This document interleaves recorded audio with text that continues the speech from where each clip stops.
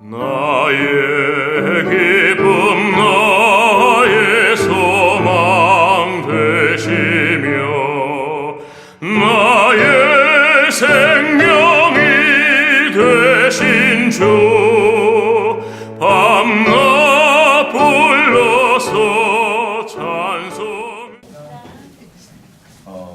사랑하는 우리 성도 여러분, 건강한 교회는 어떤 교회인가? 저는 이 말씀을 생각하면서 내가 만약에 병원에 가서 치료받아야 될 것이 있다면은 치료받지 마라 해도 아마 여러분 스스로가 가셔서 의사 선생님을 만나서 상담하고 치료를 받는 것은 당연한 상식적인 일이라고 생각합니다. 그래서 우리가 인생을 살 때 그 병든 것을 다 잘라내고 또 약을 먹으면서 건강하게 살기를 원하는 것이 사람의 마음입니다. 그렇다면 건강한 교회는 어떤 교회일까요? 이 건강한 교회는 정말 영적으로 건강한 사람만 이곳에 있어서 정말 하나님이 가장 기뻐할까? 과연 교회가 해야 할 그런 감당해야 할 부분이 무엇인가? 그래서 우리는 건강한 교회라는 것은 어떤 병이든지 수술을 하든지 약물 치료를 하든지 간에 몸을 유지해서 쓰듯이 건강한 교회는 연약하고 부족하고 상처받고 그리고 도무지 일어설 수 없는 연약한 존재들을 영적으로 수술을 잘해서 영적인 약을 들여서 이들이 건강하게 영적인 생활을 할 수 있도록 지도해주고 이끌어가는 교회가 건강한 교회인 줄 믿습니다. 우리가 생각할 때는 맞다. 이 정도만 있으면, 이 사람만 있으면, 이런 역량만 있으면 무엇인지 이 교회는 설 수 있을 것이다 라고 생각을 하지만은 하나님이 보시는 개념과 인간이 보는 개념은 다르다라고 볼 수가 있는 것입니다. 그런데 오늘 소개하는 이 고린도 교회가 문제가 뭐냐면은 경쟁하는 교회, 그리고 다투는 교회, 파벌이 많이 있는 교회가 됐어요. 우리가 사유로부터 교회가 많은 그런 지탄을 받는 이유가 교회가 경쟁을 하고 파벌이 생기고 다툼이 있고 이런 것들을 통해서 이 사유에 지탄이 되어서 결국은 하나님의 복음의 길을 막는 일들이 얼마나 많이 있는지 모르겠습니다.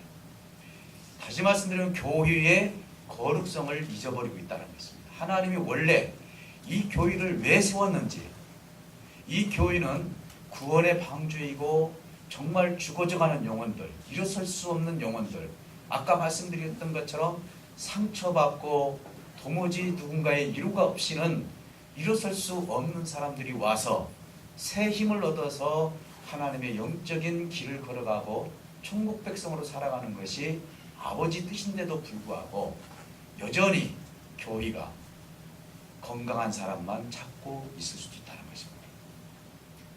어떻게 보면 우리 주님께서 이 땅에 오셔서 건강치 못한 사람들을 먼저 찾아갔습니다.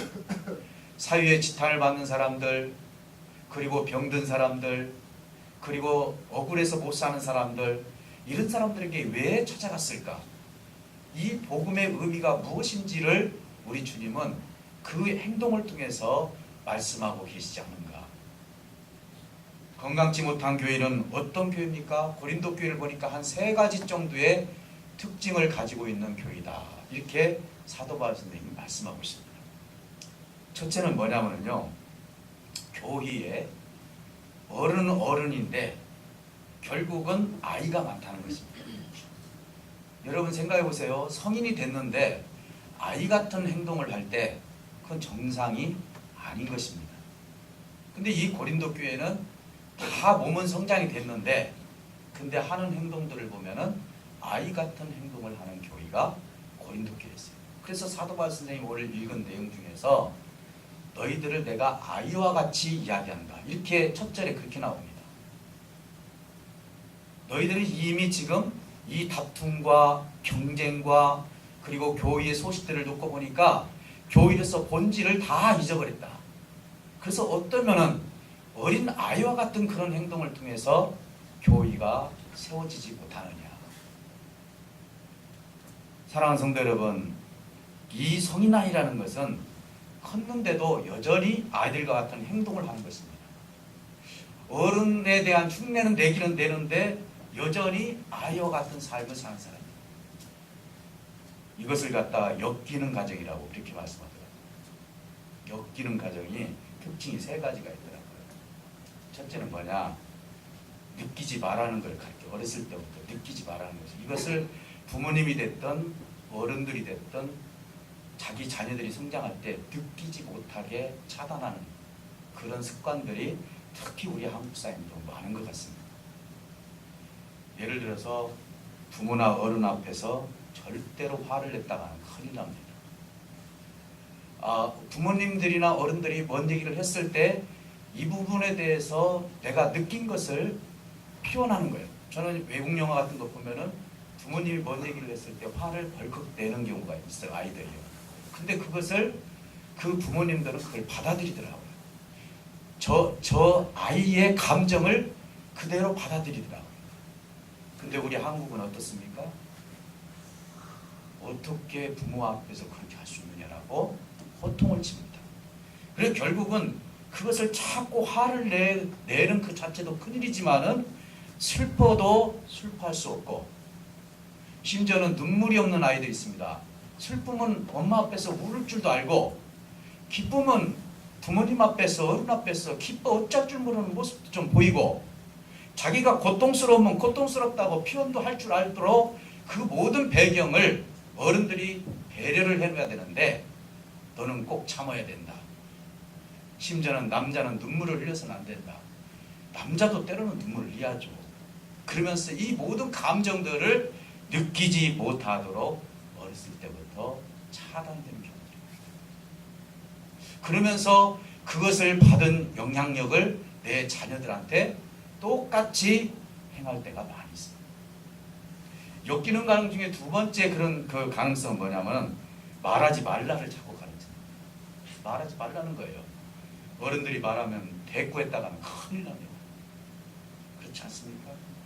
눈도 똑바로 보지 못합니다. 어느 정도 임금님 앞에서 고개 들고 이렇게 하지 못하고 약간 고개 숙이면서 맞습니다. 그 말이 맞습니다. 이것이 우리나라의 아주 부모님을 존경하는 말입니다. 외국에서는 큰일 납니다. 눈을 안 보면 나를 더 지금 다 무시하고 있잖아요. 사람이 대화를 나눌 때는 눈을 보고 해야죠. 이런 부분들이 말하지 말라. 그리고 눈으로도 말 못하고 입으로도 말하지 못하고, 그래서 부모님이나 어른들이 맞는 말을 했을 때 그 어른들은 그 인정을 해주는 거예요. 야, 내 자녀 순종 잘한다. 그러면 그렇지. 내가 원하는 답을 얘가 줬어. 사랑하는 성도 여러분, 혹시 내가 그 아이들의 감정과 그들이 가지고 있는 말할 수 있는 것들을 혹시 내가 차단하고 있지는 않은지 한번 깊이 생각해 볼 필요가 있죠. 세 번째, 엮이는 가능성의 가정의 특징은 뭐냐면 믿지 말라를 가르쳐. 우리 아이들한테요, 특히 약주를 잘 다주시는 분은 술 먹었을 때는 어렸을 때 자전거 사준다고 해놓고, 심지어는 돈도 많이 몰빵 줘놓고 아침에 일어나 술 깨니까 그럼 또 달라고 하는 부모들이 있지 않습니까? 아마 우리 교회는 없을 줄 믿습니다. 믿지 말라는 거예요. 어른들이 하시는 그 모든 일들이 이 아이들이 도무지 믿지를 못하는 거예요. 그래서 결국은 엮이는 가정은 그 어른들에 대한 믿음이 부족할 수밖에 없다는 것입니다. 사랑하는 성도 여러분, 자기 감정을 표현 못합니다. 말하지 못합니다. 믿지 말 것을 가르쳐 줍니다. 결국 이 아이들은 어른이 됩니다. 그래서 어떻게 바뀝니까? 성인 아이가 돼요. 여전히 내 마음은 차있지 못합니다. 자기 표현도 못 해봤죠. 말도 권위 때문에 아버지께 어머니께 그리고 어른들에게 말도 제대로 못했죠. 그리고 믿지도 못할 행동을 보면서 이 아이들은 성장하면서 어떤 성격이 생기기 시작하냐면 앞으로 내 마음에 있는 것이 지금 꽉 차 있어서 건들기만 해라. 건들기만 해라. 우리 청소년들이요, 왜 그런 사고를 많이 친 줄 아십니까? 인정받지 못하는 거예요. 말하지 못해서 그래요. 자기 감정을 어른들에게 솔직하게 표현할 수 있는 그런 분위기를 만들어주지 못해서 그래요. 그러다 보니까 이 아이들이 성장에 대해서 자꾸 사건 사고를 찍는 거예요. 말을 해도 이제는 이 아이들은요 분노를 일으킵니다. 아무렇지도 않았는데 그냥 화를 냅니다. 그 원인이 이런 못된 놈, 어떻게 어른한테 어떻게 그럴 수 있어, 이게 아니라 이 아이가 분노를 일으켰던 그 이유가 무엇인지, 오늘 정말로 하나님의 온전한 가정이라면은 이 분노도 다 받아들일 수 있는 좋은 교회라면은 그 분노도 그 감정도 다 받아들일 수 있는 교회가 되어야 되지 않겠습니까? 여러분 상담하시는 분을 보면요, 상담사들 말대로 보면 말을 듣는 것이 상담의 90%라고. 그 사람의 말을 듣는 것이. 분노가 있습니다. 감정이 있습니다. 그동안 못했던 말들을 실컷 그 상담사 앞에 실컷 다 해보니까 막 시원하다고 합니다. 말을 해도 아이들은요 자꾸 상처 주는 말, 가시 같은 말, 내가 알아서 하면 되잖아, 이렇게 했습니다. 네, 잘 알았습니다. 어머니 말씀대로 제가 그렇게 할게요, 이게 아니라 자꾸 상처되는 가시말은 자기 위에는 믿을 사람이 없다도 아무도 믿지 않습니다. 그래서 누구도 신뢰하지 않습니다. 일단 의심부터 해봅니다. 왜? 어른들로부터 부모님들로부터 믿음이 상실이 되었기 때문에 그렇습니다. 저는 제가 왜 이 이야기를 하냐면요, 신앙도 마찬가지입니다. 이 신앙도 이런 성격, 이런 부분들 어떻게 보면 참 상처입니다. 아마 저 여기 서 있는 저나 여러분들이나 아마 생각해보면 많은 상처 속에서 지금까지 내가 성장이 되었고 어른이 된 줄 압니다. 그러나 그것이 채워지지 않다 보니까 나에게는 계속 문제가 생깁니다. 그걸 채움을 받아야 됩니다. 대인관계가 문제가 생깁니다. 신앙관계가 문제가 생깁니다. 관심받기를 원합니다. 그리고 칭찬받기를 원합니다. 나를 무시했다고 자꾸 싸우는 모드로 내가 성격이 바뀌기 시작합니다. 왜 그렇습니까? 여러분 한번 생각해 보시기 바랍니다. 우리가 살아가면서요, 이 일들도 채워져. 교회는요, 이러한 사람들도 치료를 해줘요. 여러분 한번 3일을 굶었다고 생각해 보십시오. 뭐만 보여요? 사실 먹을 것만 보여요. 먹고 나면은 밥 생각이 납니까? 안 납니까? 이 아이들이요, 이 성인 어른이 되신 분들이요, 그동안 내가 채워야 될 것들을 채우지 못했던 것이 내 속에 계속 이어집니다. 사랑받지 못했습니다. 내 감정을 제대로 표현하지 못했습니다.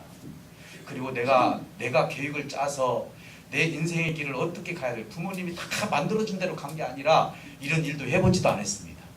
그래서 아이들이, 저는요, 우리 청소년들이 주일학교 때까지 교회 잘 나오다가 대학 들어가고 청년돼서 안 나오면 제가 이해를 합니다. 이해를 해요. 왜? 이 아이들도 채우러 나갔구나. 뭔가 지금 사랑받기 원하고 뭔가 가지고 싶었고 뭔가 누리고 싶었던 것을 이 아이들이 가서 결국은 그것을 채우고 싶어서 나갔구나. 아무리 그 아이들을 불러놓고 말씀이 뭐고 그리고 하나님의 사랑이 뭐고 가르쳐준다 할지라도 채우지 못한 이 심정을 하나님께서 함께 해주셔서 그것을 누군가가 채워주지 않으면요, 이 아이는 계속 헤매면서 그걸 채우러 돌아다닐 수밖에 없어요. 어른이 돼도 마찬가지더라고요. 목사님한테 인정받고 있어. 나는 그동안 칭찬을 받지 못했기 때문에 주님의 일을 하고 나서 집사님, 권사님 너무 잘하셨습니다. 이건 좋은 거예요. 그것도 하나의 치유더라고요. 무슨 일을 해놓고 칭찬 한번 못 받아보고 너 그것을 일이라고 했니? 만약에 그런 얘기나 듣고 했다면 그분들은 칭찬을 해주고 사랑을 주고 긍휼을 베풀어서 이 교회가 자꾸 그것을 고쳐서 하나님의 몸된 교회로, 꼭 병원 가서 고쳐서 육신이 건강함을 갖듯이 영적으로 우리가 그 고침을 받아서 이 교회가 그렇게 세워나간다면 이 교회는 건강한 교회가 될 수가 있는 거예요. 아, 저 사람 왜 그런지 몰라. 왜 화만 내? 왜 말을 저렇게 해? 그러기 전에 저분이 가지고 있는 상처가 뭔가.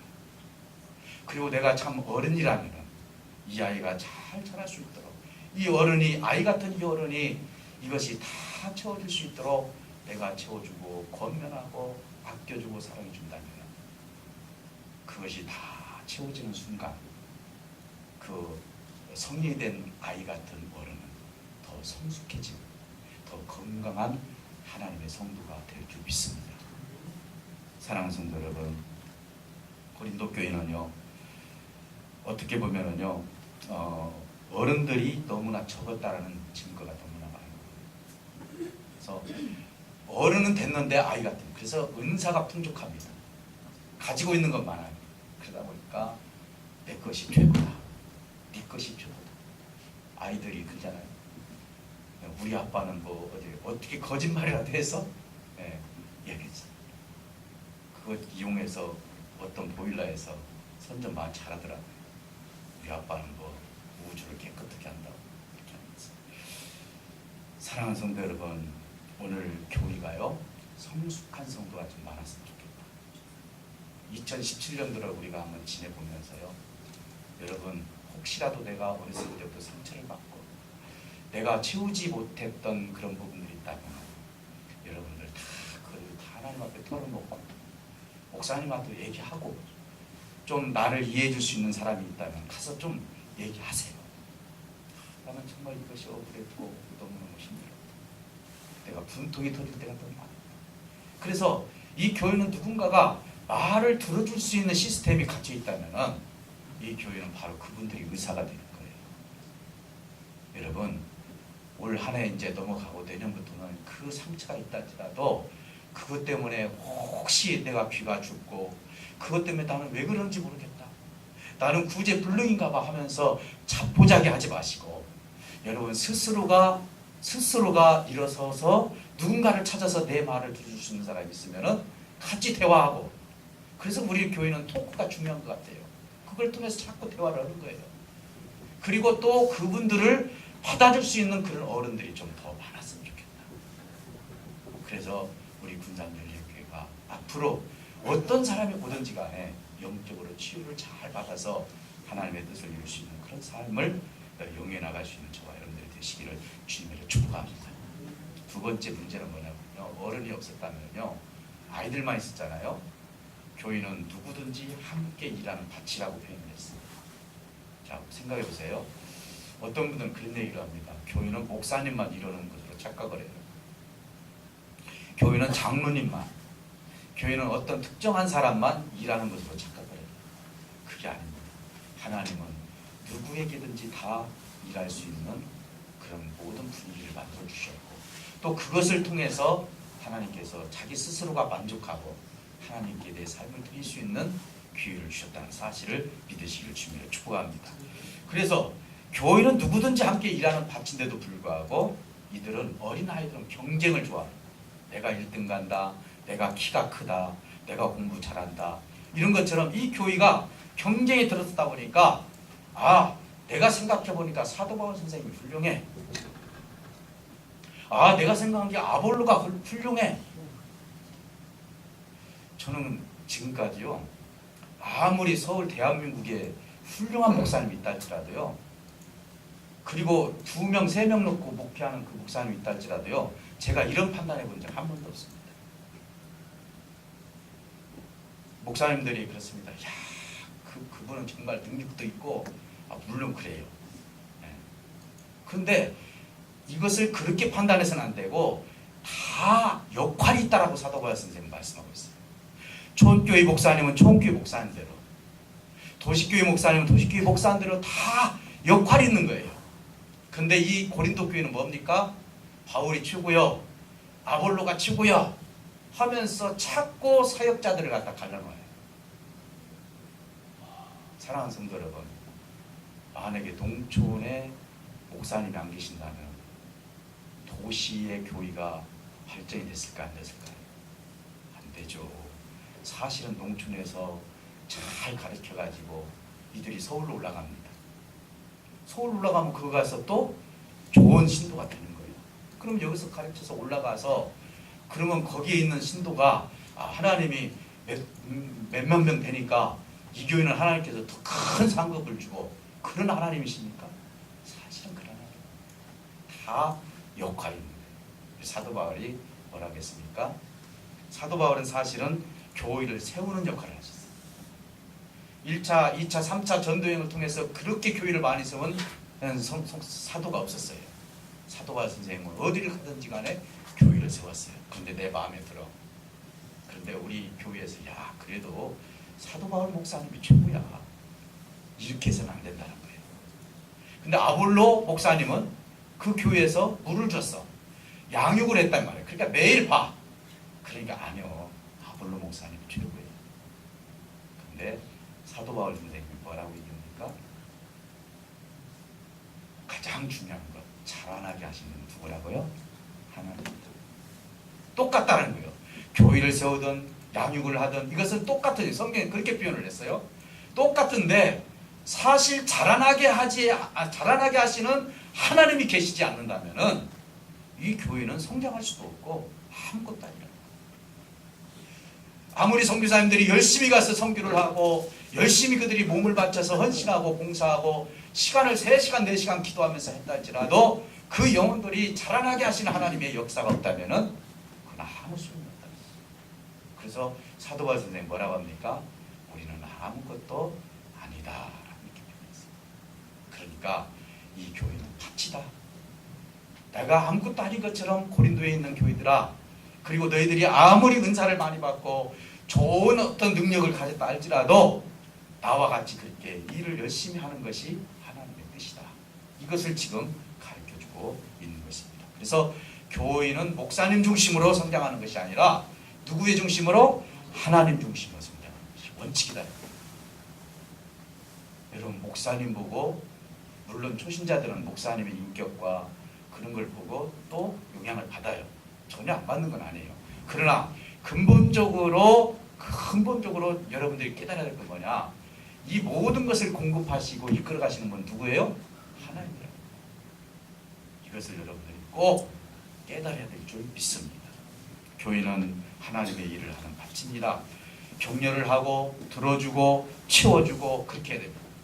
여러분 요한계시록에서 보면 7교회에 편지를 쓰는데요. 오늘 아침 1부 예배 때도 제가 그런 얘기 들었는데요. 에베소 교회가 굉장히 훌륭한 교회예요. 근데 문제는 뭐냐? 칭찬과 책망을 놓고 보면은요, 어마어마한 차이가 있다는 것을 알 수 있습니다. 에베소 교회가 진리를 사수하는 데는 1등입니다. 이단도 들어올 수 없습니다. 그래서요, 에베소 교회에 들어오신 분들은 조금 문제가 있다. 예를 들어서 뭐 도덕적으로 문제가 있고 영적으로 또 이상하다. 그리고 이 사람 말씀도 제대로 몰라서 엉뚱한 말을 한다. 그럼 어때요? 다 잘라버려요. 다 잘라. 그러다 보니까 이 교회가 진리를 사수하는 데 1등이에요. 근데 책망을 보니까 너무나 무서운 책망을 했어요. 에베소 교회한테 어떤 책망을 했습니까? 너희들의 첫사랑을 잊어버립니다. 그 첫사랑을 회복하지 않으면은 너희 교회에 있는 촛대를 옮겨버리겠다. 이렇게 하는 거예요. 어마어마한 말씀하신 거예요. 지금 이 고린도 교회의 문제가 뭡니까? 내 것이 최고다 하면서 다 잘라내는 거예요. 그리고 너는 소용없다라는 식이에요. 사실 교회의 근본 하나님의 뜻이 뭐가 있습니까?